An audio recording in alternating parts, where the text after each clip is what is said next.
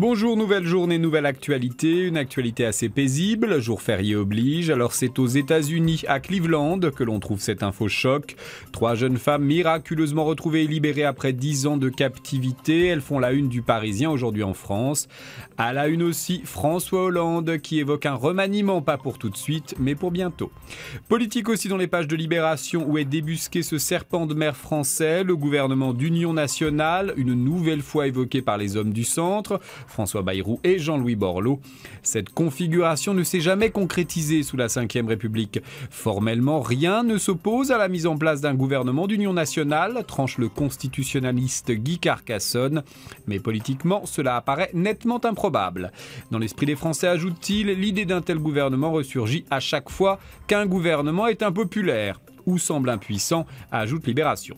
Le gouvernement, justement, une nouvelle fois pressé par l'Union européenne de réformer le pays en profondeur. C'est à la une du Figaro. Bruxelles demande à la France d'engager des réformes structurelles audacieuses et de grande ampleur pour débloquer son potentiel de croissance et créer des emplois. Blablabla.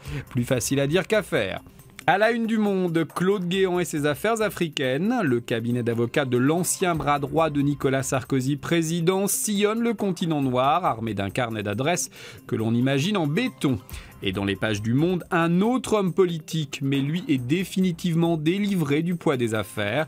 Giulio Andreotti, décédé lundi à Rome. Ce géant de la politique transalpine à l'allure chétive était surnommé l'inoxydable ou encore Belzébuth.